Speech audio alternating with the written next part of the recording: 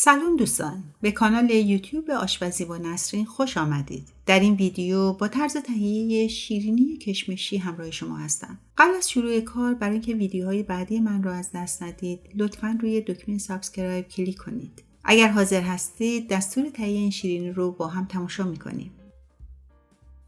ابتدا فر رو با حرارت 175 درجه سانتیگراد روشن می‌کنیم تا به اندازه کافی فر گرم بشه. آرد، بیکینگ پودر و نمک رو از علک عبور میدیم و با هم مخلوط میکنیم. در ظرفی جداگونه شکر و کره رو مخلوط میکنیم تا یک ترکیب نرم و لطیف به دست بیاد. در حین کار وانیل رو اضافه میکنیم و به هم زدن ادامه میدیم. تخم مرغ ها رو یکی یکی اضافه میکنیم و به خوبی مخلوط میکنیم.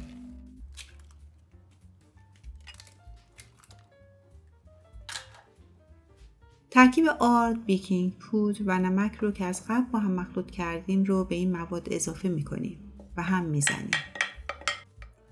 اگر دوست داشتید میتونید در این مرحله نصف قاشق چایخوری زعفران دم کرده هم اضافه بفرمایید.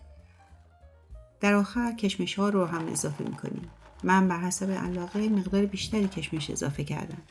شما میتونید این مقدار رو کم یا زیاد اضافه کنید.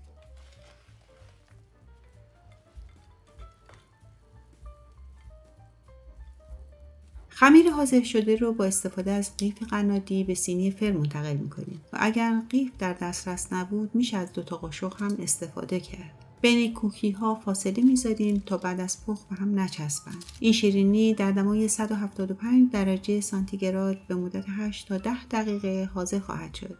دقت کنیم که دور شیرینی حتما طلایی رنگ بشه.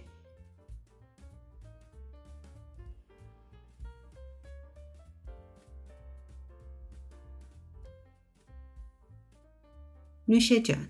امیدوارم شما هم شیرینی خوشمزه رو تهیه کنید و از نتیجه کارتون راضی باشید.